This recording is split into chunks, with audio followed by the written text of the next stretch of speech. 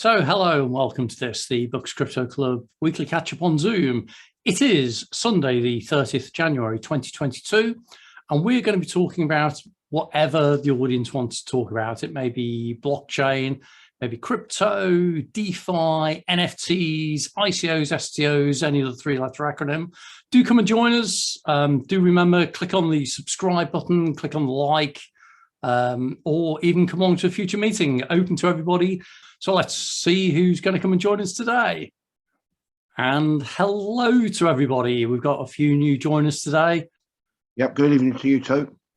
Hi, Gary. Hi, everyone. My name is Lee. I just wanted to join and catch up on what's happening on the market.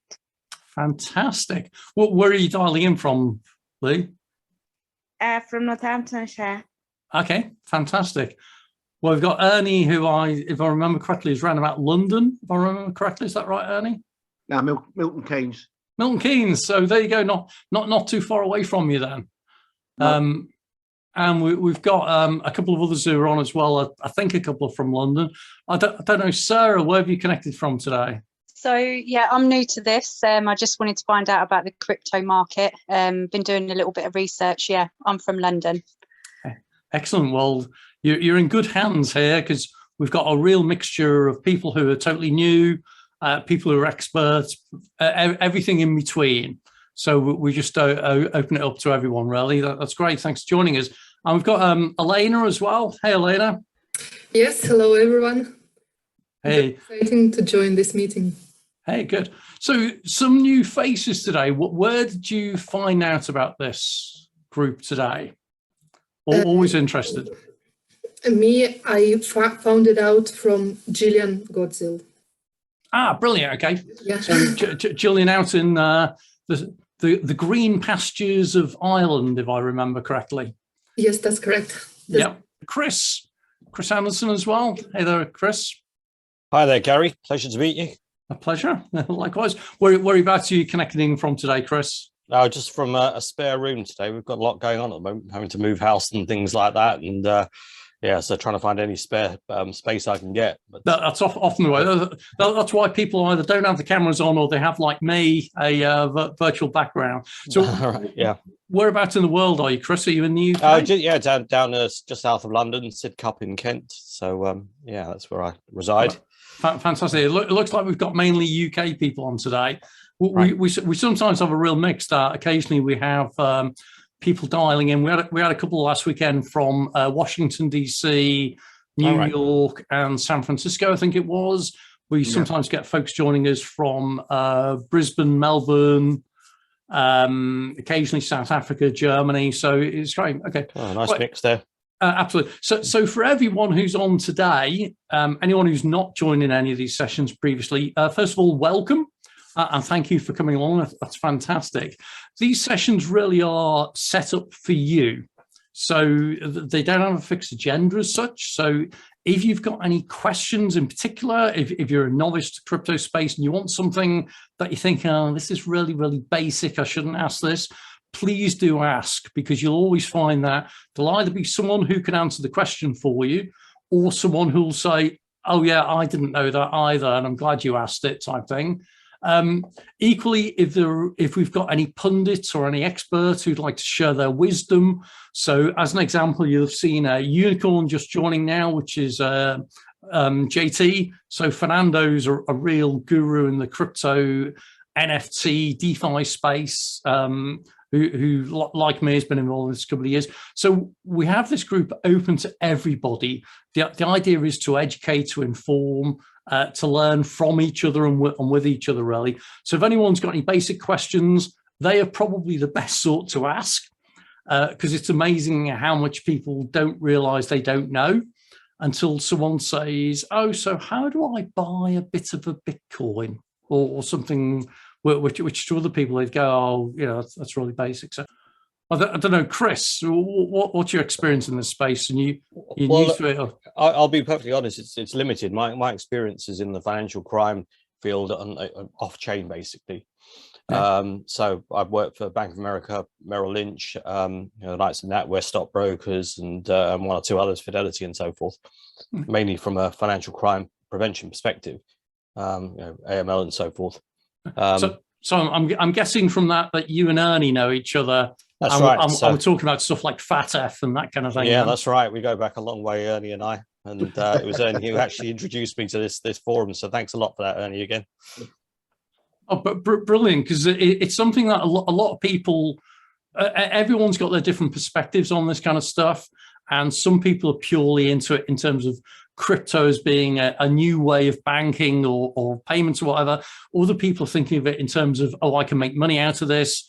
Others are thinking about DeFi. Others have been reading newspapers about NFTs and that kind of thing. So it's great to get different perspectives from people. So that's fantastic. So thanks very much for coming along, Chris. And I'll probably grill you a little bit more about the latest news, if any, from FATF and all that kind of thing. That'd be great. I'm mainly interested in bringing the on-chain world together with the off-chain world. You know, they're inextricably linked. Yep. And I think that more emphasis needs to be placed on that. So that's the reason why I'm here, really, to get a feel for the forum, but and the format, but to ask one or two questions about how we can make that happen. That's brilliant. That's good. Well, more questions the better, because then we can learn from each other. And I see we've got is that Harrow Monkey who's trying to set up his camera? Hey there. Good. Say hi. Well, this is a classic thing that he's saying hi, but with his microphone on mute. And we've got Ellie's joined as well. Hey, Ellie. Hi. You back in the States? Yeah, I'm in Arizona. Cool. Okay. Excellent. Welcome back, because you were on with us. You were on with us a few weeks ago, if I remember correctly. Right. Yeah. Cool. So how Arizona is very interesting topic for this week talk. You know. Very, very much so, because Arizona State University was quite a leader in the crypto space, and also Arizona from the regulatory perspective as well, that they're pushing some things. So I don't know, yes. JT, you got some thoughts on that, I guess.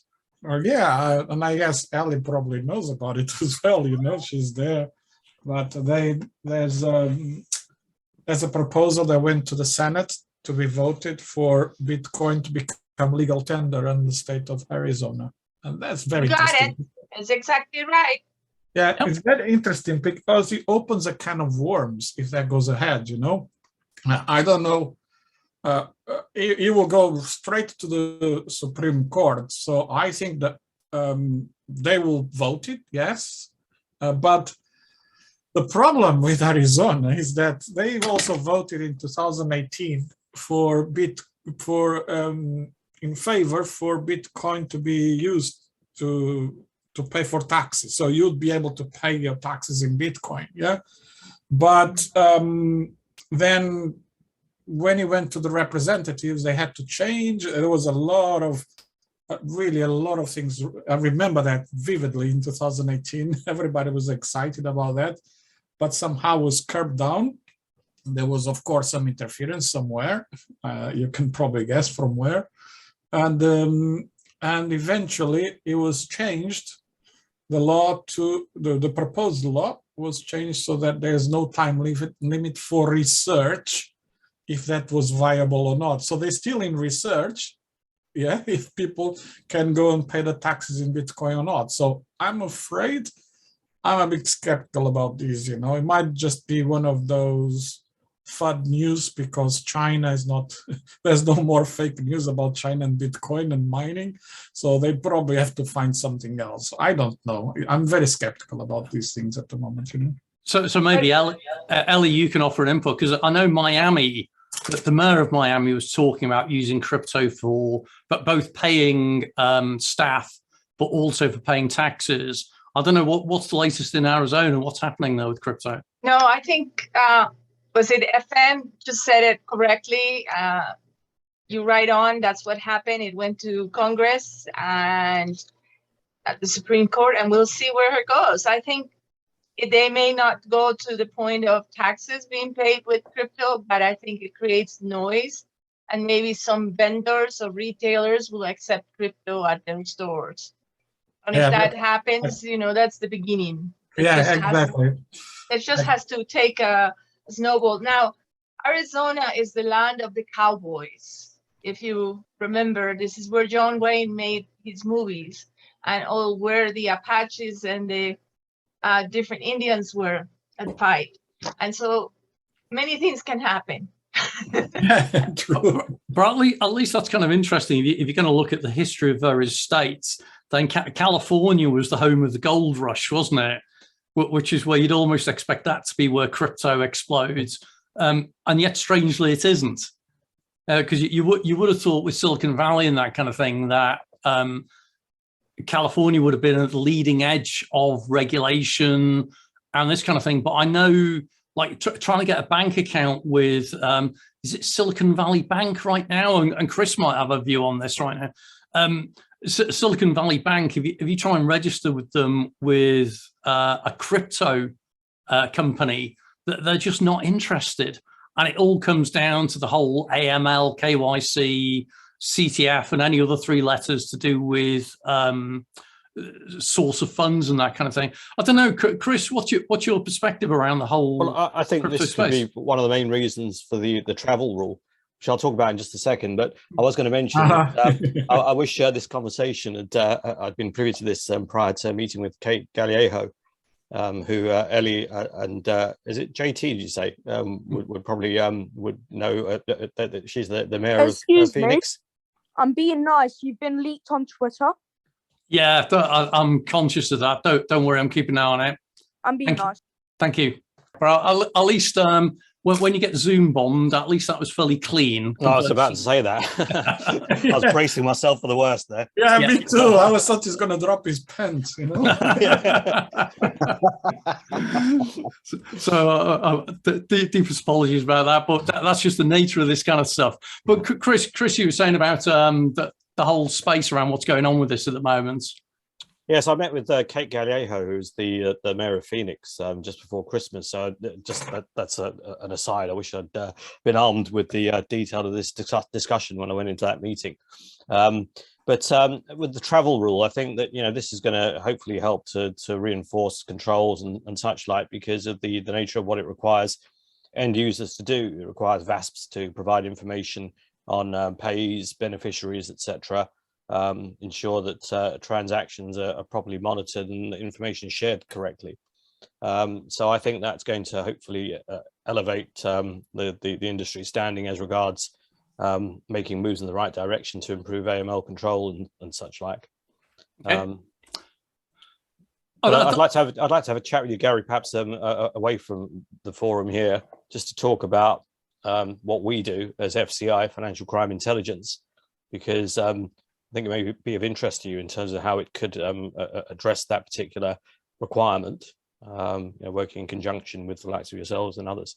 Yeah, definitely, because it's certainly an area that I'm seeing a real growth around the whole KYC, AML type stuff, which is kind of maturing quite quickly in the crypto space, but more in terms of, what do we do to make sure we've got compliance and regulation, because the regulations are changing very, very rapidly around the world. Yes. I'm doing some stuff with the government at the moment. I'm trying to keep up to speed with informing them about what is happening elsewhere around the world is almost impossible. And you're seeing the standard thing, people keep talking about, China's made crypto illegal. It's like, no, China banned crypto years ago. It just keeps re-mentioning it. Yeah, that's right. Yes. There's nothing new. And then you've got Russia announcing stuff and India talking about stuff. And then you've got, the task forces, you've got the EU doing stuff. So, yeah, I mean, anything you want to share in this group, more than welcome. If you've got any opinions on where we're going in that, because I keep saying that I think there is going to be an increasing amount of regulation in the crypto space, which, as long as it's appropriate, might actually help the market. Yeah. Because it then builds credibility and so on. So, well, this is more of a generic situation, but I think that Singapore are sticking their necks out. They're certainly becoming, or looking to become, the standard bearer when it comes to sharing intelligence in regard to suspicious activity and fraudulent behavior and so forth. So they're looking to build a platform and actually deliver it in 2023, where it's optional for the banks involved to share intelligence on suspicious behavior and transactions, but they have a firm intention to then expand it out beyond the banking sector to other sectors, and then make it a mandatory requirement to share intelligence. And I think other countries will follow suit. And it's something I've seen similar rumblings from. So you've got the Monetary Authority of Singapore, as you say, MAS. Yeah. You've got HKMA, who are all Yes. in the same kind of region with Hong Kong Monetary Authority. And I'm seeing a lot of stuff as well with the other regulators beginning to collaborate with each other. So I know the FCA were doing their sandbox program. They extended that out to the kind of global sandbox type conversations. But I think you're right that the information sharing is the interesting thing, where maybe we're going to end up with a global standard around regulation around crypto in some ways. That Yes. makes it very interesting. Yeah, actually, with the situation in the UK, there should be a piece of new legislation coming into force. It's very early days. It's going through the first consultation, I believe, in this quarter. But it is in regard to pre-suspicion information sharing. So this is where your platform raises an alert. At the moment, you're hamstrung because as soon as you know about that alert, you're required to file a SAR. Well, this piece of new legislation is intended to enable the financial institution concerned to share information on the basis that it's unusual behavior rather than suspicious. So they're looking to reclassify it and get around that hurdle of having to file a SAR immediately that you see the activity. Okay, it's probably worth sharing for everyone who's on the call who may not be familiar with what a SAR is. So if a bank is doing it, or as an example, a financial institution, certainly a bank, if they note a transaction going through that looks dubious in some way, so large value to an unusual country or something, that they file what is called a suspicious activity report, or a SAR, which is kind of a get out of jail free card, really.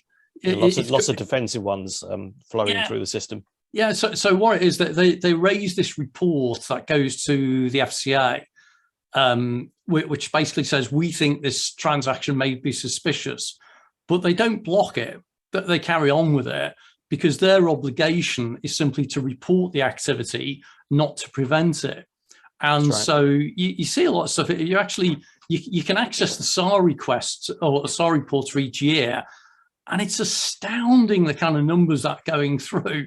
I think, should you not be stopping this? I think it's 2018 or 2019. There was something like 480,000 SARs filed, such that the system broke. They couldn't handle the capacity. So that's the reason why we're now in the midst of the SARs reform program.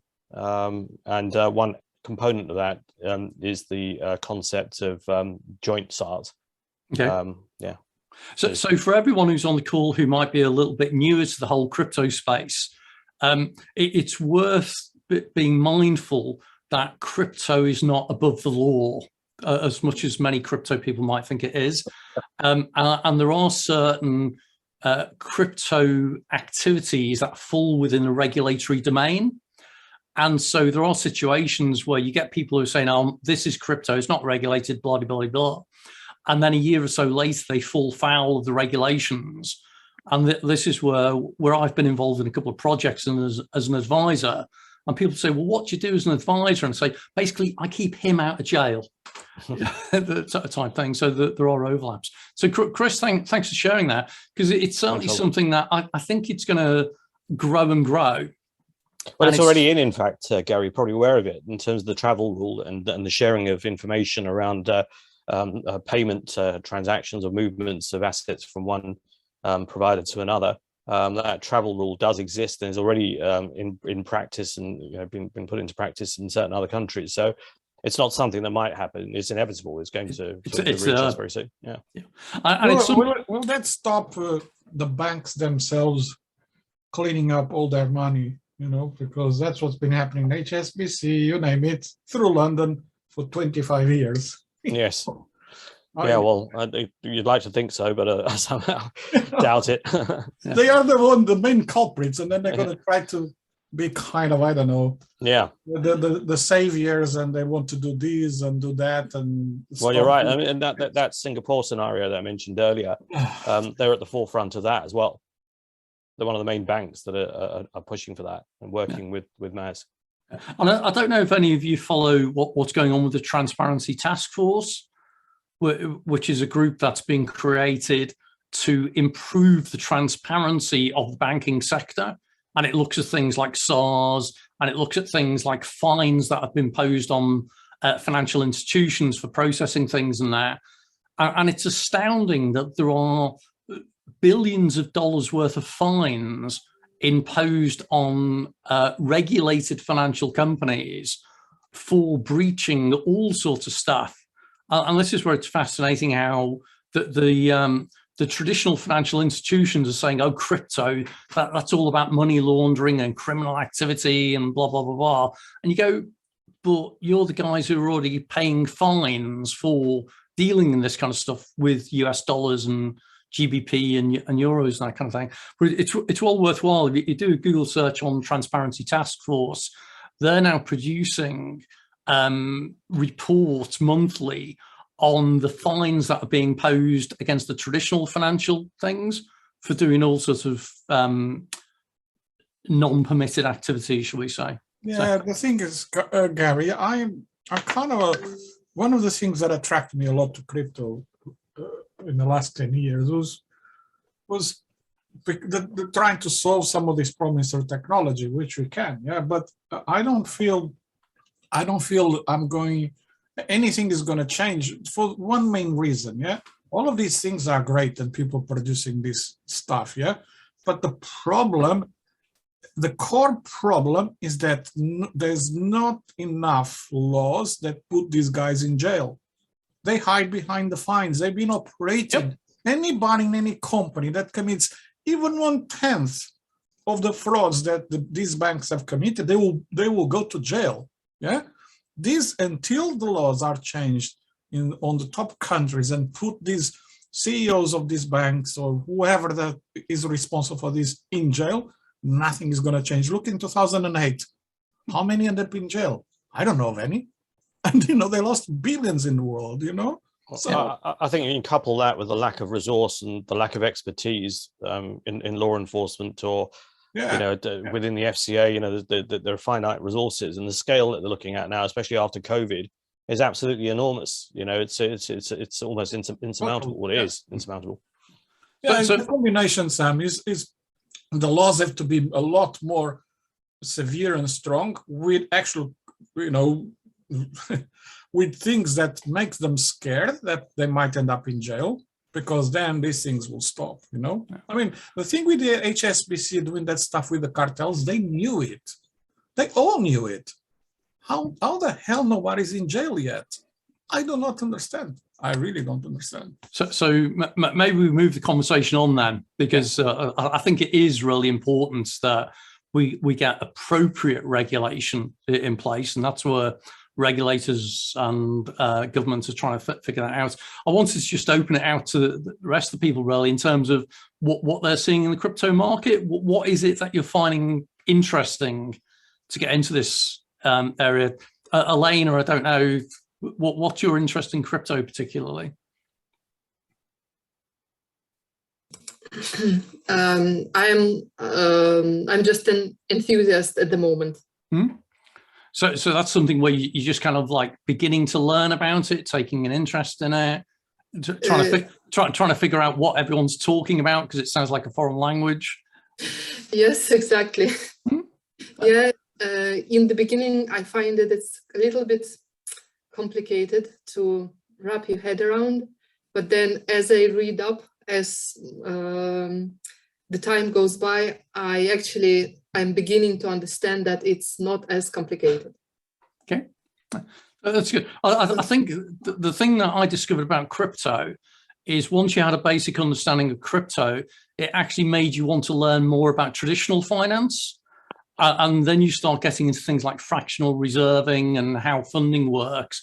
And then you suddenly realize you don't actually understand how normal money works, let alone crypto. Kind of an introducing thing. So maybe back to Elena. I see she's been joined. So I'm just trying to understand more about the different types of crypto and how they're used. To me, it's a huge universe with 50 plus crypto types, and most people know about Bitcoin and Ethereum. And I'm just trying to understand what is Solana, Cardano, all these other things do, and why do we need so many? Okay. And I'm thinking that down the road, there's going to be a consolidation, but I don't understand. Why do we need so many? Why does every project have to have their own token? So I'll offer a perspective, and then I'll welcome anyone else's input on this. First of all, I divide crypto into three main categories. And I think some of the regulators use a similar methodology. You've first of all got cryptocurrency. So that is something where it is a native token associated with a given blockchain. So if you've built a blockchain, such as Bitcoin, Ethereum, Cardano, Solana, a number of others, along with that comes a cryptocurrency. So I think of that a little bit like with each country has its own currency. So, Great Britain's got GBP, US dollar for USA, euro. Okay, euro breaks that rule because that covers 20 odd countries or whatever. But in principle, you've got a country and a currency. So cryptocurrency, you've got a one-for-one match of a cryptocurrency with blockchain. So if you build a new blockchain, you'll end up with a new cryptocurrency. Okay. You've then got two other areas. You've then got crypto tokens. So crypto tokens are programmable money in effect. So we look at on the Ethereum blockchain. Within Ethereum, there's two major subtypes.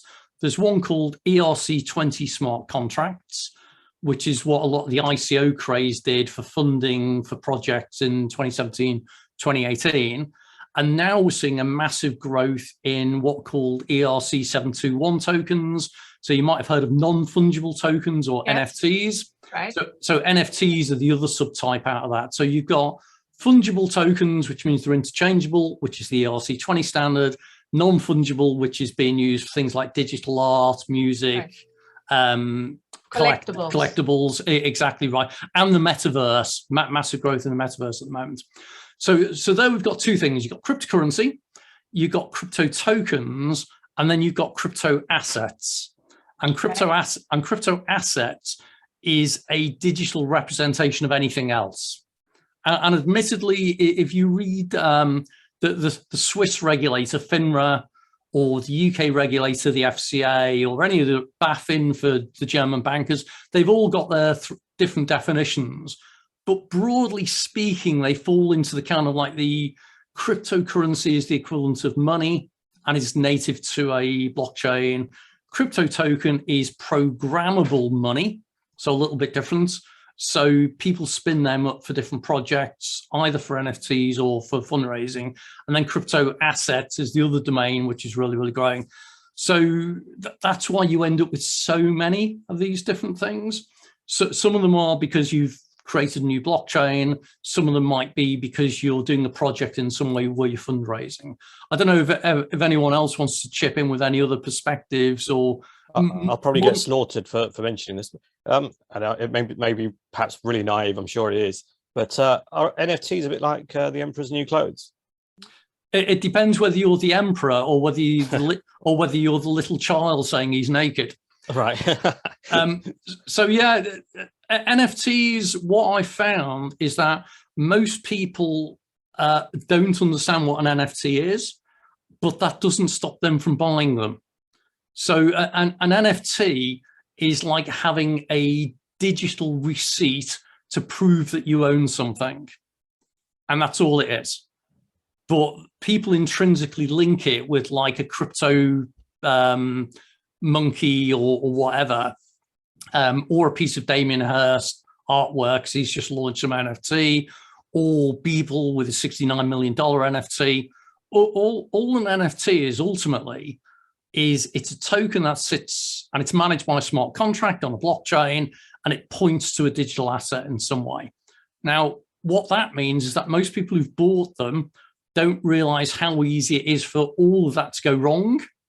So this is a bit like the Emperor's new clothes. Yes. If people knew just how risky it was, the stuff they were buying, and some people discovered this the other day with, I think it was OpenSeas, which is one of the NFT platforms where people buy and sell this stuff. And they decided to take their NFT off the OpenSeas platform without realizing that contractually they were obliged to keep it on there. And so they wondered where it had gone. So yeah, I think there's massive, massive risk. And people seem to think that an NFT confers control of a digital asset, whereas it doesn't. It confers ownership. So all an NFT is bragging rights. It's the ability to prove that you are the original owner of something. It doesn't stop people from accessing that asset. So you pay with you can pay with cryptocurrency to get the NFT, right? Yeah, usually that's the way, yes. And can you use any kind of crypto, or are there specific cryptos that are used to purchase NFTs?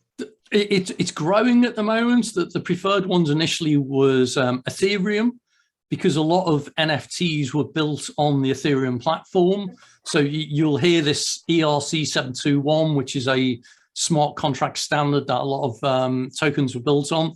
But there's been growth. You can sometimes buy with Bitcoin. And now there are platforms which are more designed for NFTs, and other people might have better input on this. The problem with Ethereum is it's getting very expensive to use the Ethereum blockchain right now. There's a thing called gas fees, which is how much you pay for a transaction. And so you might create an NFT and then it actually costs you $100 or more to actually get it written onto the Ethereum blockchain. So there are other blockchains that are being used, and Cardano was certainly one of them. But there's a few others which are coming through. I think Waves is another popular one as well. I don't know, Fernando, have you got a view on preferred blockchains for NFTs at the moment? Well, they're all using different chains, you know, and every chain is building their standard for NFTs as well. Yeah, so I mean, take your pick, really. I think at the moment people are going to OpenSea. They've been going for a while, you know, and to Rarible. But, you know, just be very careful. You know, there's OpenSea has been on the news lately with certain things that some people didn't know. I knew already about that, but yep. It's all about, I just give an advice to people is make sure whatever marketplace you use, there's nothing wrong with them. You know, they all use different currencies. Then it's about usability, you know, what do you want to install another wallet, you know, on your browser or whatever. And that becomes complicated, and it's not just MetaMask, many other wallets, you know, depending on the chain. So make sure of one thing, that you understand that the images and the metadata, so the URI, that are really on IPFS, because if they're not, then it can become a problem. They can be substituted, you know, and that's what some hackers have done, and many people then cry. And then OpenSea had this week, and someone published some hacker was exploiting something that people were just stupidly doing it. There's nothing wrong with the OpenSea platform, which was people were, to avoid paying fees, yeah, they were transferring the NFT between their wallets. So during that process, the NFT was still listed on the platform, and the hackers found a way to actually steal that NFT in that process and sell it and bank in, you know, all the money, and those people lost their money, you know. So it's worth actually spending a little bit of time if you're interested in moving into the NFT space. Spend a little bit of time actually understanding the architecture and all the various components, because this is where you discover things like OpenSea's, Rarible, Super Rare, are effectively websites where you can buy and sell NFTs, but they link in sometimes with your wallet. So, you know, as mentioned, like MetaMask is a popular crypto wallet, which is embedded within a browser. But if you lose that connection to the platform, so say Rarible shut down, then potentially you might lose access to the NFT, which is not great. Equally, if you lose your private keys to your wallet, you lose access to the NFT. Equally, as Fernando just mentioned, an NFT effectively has got a pointer. So you think about when you type in a website address like https.www.1.com or whatever, IPFS uses a kind of a similar format where you've got a URI, which is Uniform Resource Indicator, which is effectively an address as to where that digital asset sits on a storage area. If it disappears from that storage area, a bit like if it's sat on your hard drive and you deleted it from your hard drive, again, you lose it. So all of these things to consider, but it doesn't stop people, and they're still buying things for millions of dollars. Yeah, exactly. So if it is on IPFS, IPFS is basically a distributed file system, yeah, and it's becoming big, really big at the moment, yeah. So for somebody to be able to delete or that image or a reference to that image on the metadata file that some of these people upload to the IPFS, then they need to do a 51% attack. And today, I don't see how that is possible. So make sure that you understand which these marketplaces, they have that implemented, because when you actually buy that, yeah, then you store that somewhere, you stole your private key somewhere else. Even if you are hacked in your computer, if whatever happens to the website, your item, your digital item, whatever you spend, $1 million, $1,000, whatever, it is on chain, yeah, and the image is on IPFS distributed and with a reference to the NFT on chain, and you have the private key stored somewhere else, so you could revive your wallet and get back to the NFT that you own. This is extremely important, So yes, Gary, please do, before you start buying NFTs, please do understand that, yeah. And it's interesting as well, NFTs is a massive growth simply from the hype type things. But again, it comes back to Chris's point earlier on about regulation around anti-money laundering and this kind of stuff, because NFTs can potentially be used as a new way of transferring value in effect. And again, that kind of makes them subject to money laundering type stuff, where someone might buy a CryptoPunk NFT simply as a way of then to sell it on and to transfer money in some way. So I think the regulators are kind of playing catch up in the NFT space because they don't fully understand it. Because once you might have an NFT which represents a digital asset in some way, and you go, yeah, that sounds okay. Once you get into the idea of an NFT representing the value of a digital asset in the metaverse, so it might be something that sits in a computer game, which is suddenly valued at $1 million, that is a way of transferring $1 million worth of value without using any of the existing payment rails. And I think when the regulators wake up to that, that's where, again, they're probably going to have kittens in some way. And I wonder in a way if that's why Facebook announced the other day they're stepping away completely from DM being a project that they were initially involved in. It was originally called Facebook Libra. And yeah, Fernando's laughing. So Facebook Libra, for those who don't know, was announced a couple of years ago. It was going to be a cryptocurrency payment method that Facebook, MasterCard, Visa, Vodafone, I think it was, a number of other big names all announced that they were going to get involved in.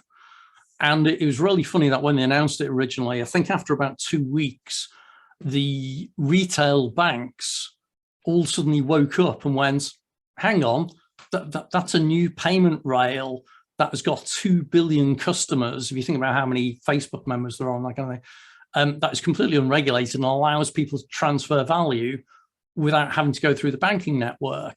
And so the retail bankers got quite upset about that. And then about a week later, the central banks went, hang on, this is almost like a new petrodollar. It's almost like a new world reserve currency. So the central banks got upset. And then the US government thought, hang on, this could undermine the US dollar as reserve currency.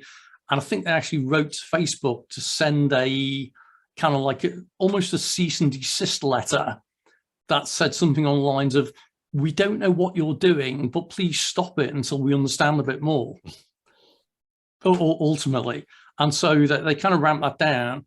Then Libra got rebranded as DM. And then Facebook kind of ramped down its involvement. I think MasterCard left, Visa left, I think Vodafone or one of the other phone operators left. Then they reincorporated in, I think it was New York from Switzerland. And now a couple of weeks ago, Facebook announced that they're leaving the project and they're leaving it to whatever. So, you know, I keep saying the idea of a social media platform like Facebook or whatever offering payments is quite a threat to regulators and the banking system in general. For what it's worth, I deal with law enforcement quite extensively, particularly City of London Police. So they're very cognizant of this and very aware that that they need to have some focus on it. But again, you're talking about an organisation with very limited resources, especially when it comes to financial crime. So that's why I say for what it's worth. And it's a fascinating thing as well, for those people who aren't particularly familiar with the UK or the United Kingdom, Great Britain and England, that kind of thing. The City of London Police is a dedicated police force, in effect, that looks after the City of London. The City of London being a separately regulated entity within London, the city. So London, the city, and the City of London are different. But the City of London Police is responsible for financial crime around the UK.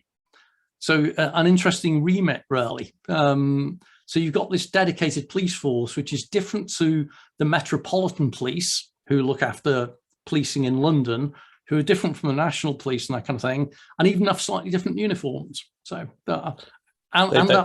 they did pretty well, actually, a couple of months back. The biggest confiscation in UK history. You may have read about it. I think it was £32 million, some sort of trade finance situation.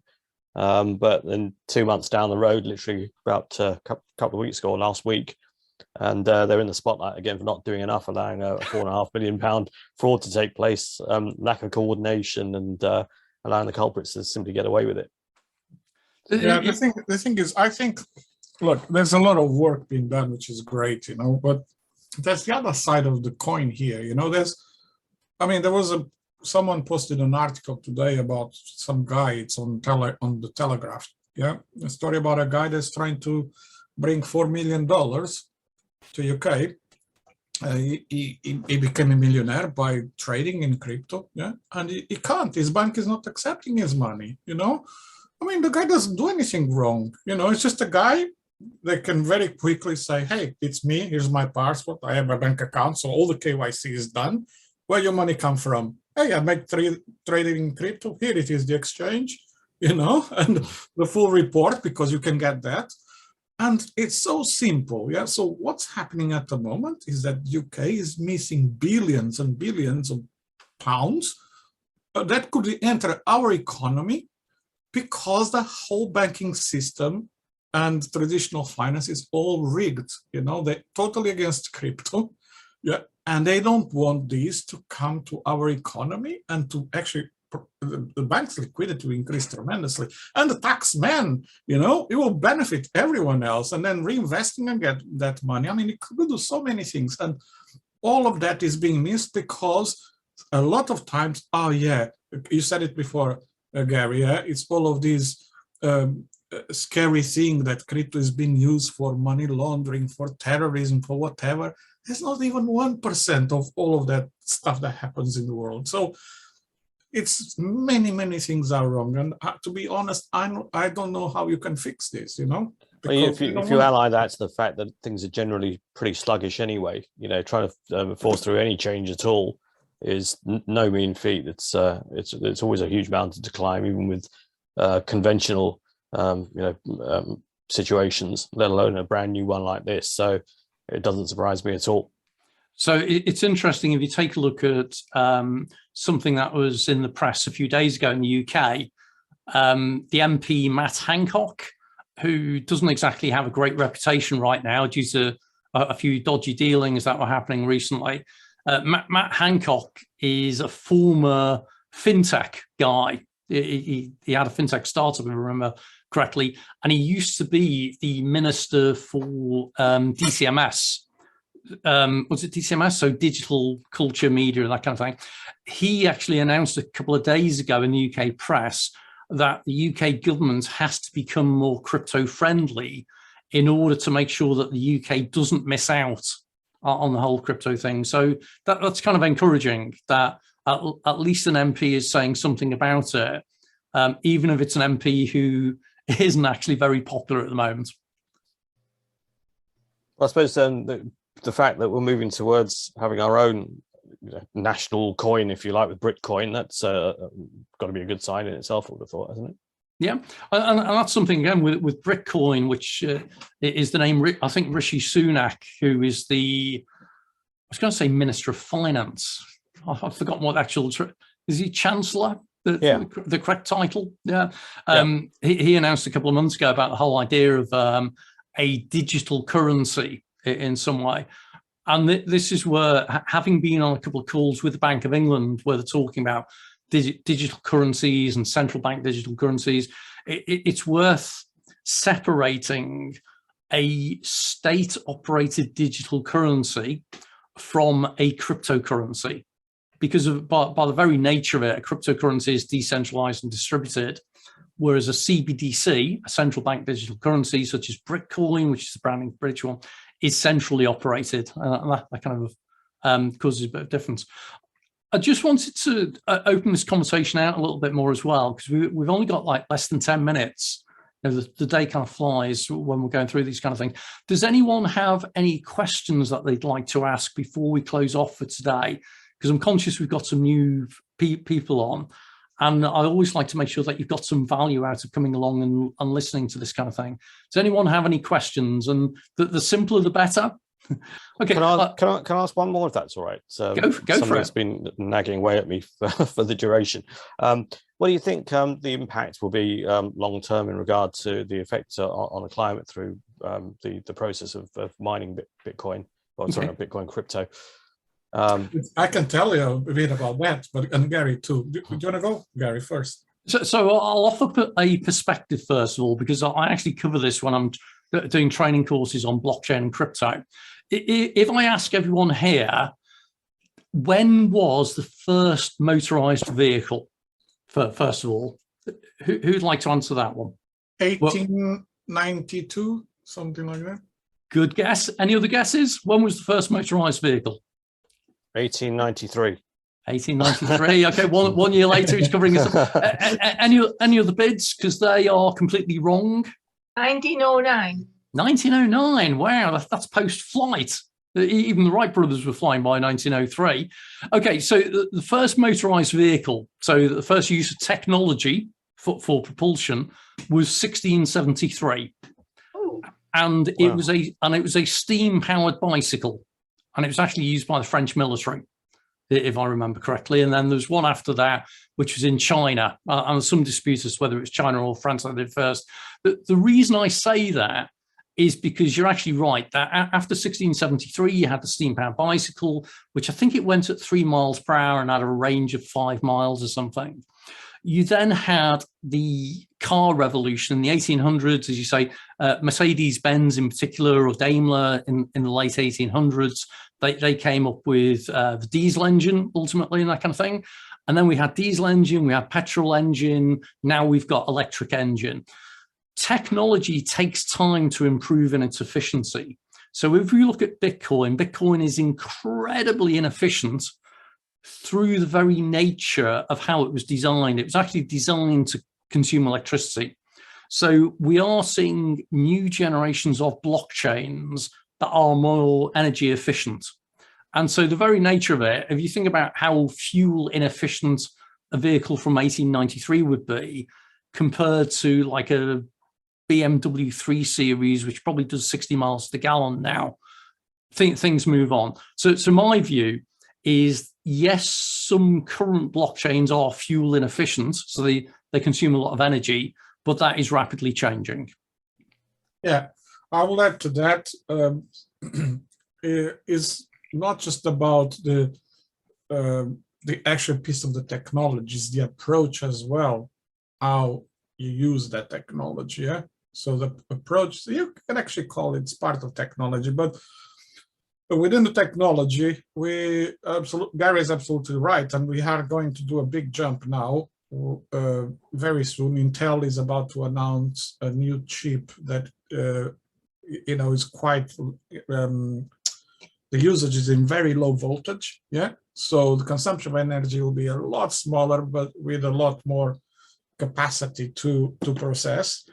And what most of these mining, what we call mining, is doing is solving, think like, I don't know, mathematical formula. That's what it's really doing, trying to solve in a distributed way amongst thousands and thousands of people out there, Now, there's a different approach these days. You don't need to have all of that, You can have a lot less. And the approach of solving this takes milliseconds, because there are certain algorithms that people use that are very different. I don't want to go in very much, but there's things you could Google and look for is DPoS, delegated proof of stake, for example, It's a consensus algorithm that don't need all of that energy, all of that power. It solves actually milliseconds, thousands and thousands of transactions per millisecond, So things are evolving, how people solve this type of problem. Yeah. So Chris, going back to your point, I think it's valid if you look at the Bitcoin blockchain specifically. That is hugely energy inefficient. I was interesting. Judge Business School in Cambridge, they do an annual report on things like energy consumption with blockchains. And I think their last report said something like the Bitcoin network consumes 0.5% of all the world's electricity production, which sounds massive, okay? Yeah. And then you compare it. So if you look at the energy consumption of electrical devices in the USA left on standby. So this is Ellie's fault. When you put your TV on standby overnight, apparently the energy consumption of all those all those TVs and all this kind of thing left on standby overnight in the USA is double that. Can I mention that? Yeah. So well believe it. So it's kind of thing. And I keep pointing out as well, yes, Bitcoin is inefficient. But if you look at all the computers used to run the SWIFT network, which is what banks use for transferring payments and this kind of thing, then look at all the bank's computers and all this kind of thing, it probably adds up to quite a lot. So there's hope for the miners then in that case. They've taken a bit of a battering, haven't they, the last few weeks? That's right. And this is where you'll keep seeing them moving to wherever the cost of energy production is the cheapest. And sometimes it's because of the energy that CPU or GPU consumes. And sometimes it's the energy required to keep them cold. So this is why you're seeing a lot of stuff in like Iceland, Canada, areas where it's naturally cold, because that then requires less energy. Yeah, and geothermal as well, yeah. So they have both, yeah? Yeah, exactly. Right. It's really useful, thanks. All right, no problem. Folks, we're getting towards on the hour. I always try and run these to time. So I hope for those who came along today for this, where it's a new session, they've not been before, obviously apart from the slight hack that we had earlier on with the visitors, I hope you found this useful, interesting, informative. For those who are watching this on YouTube later on, do please come and join again, do subscribe, like, come to a future meeting. We hold these every Sunday at 7 p.m. I hope to see you all again. So have a great day. Thanks very much. Great session. Thank you so much. A pleasure. I'll hook up with you on email, Gary, if that's all right. But ping me on LinkedIn. That'll probably be the easiest. You'll find me on LinkedIn. If you Google Gary Nuttall Emerging Technology, I'll be right at the top. Excellent. Thank you. It's only one Bitcoin, whichever. Have a good one, folks. Have a great day. See you soon. Have a great day. Bye now. Bye.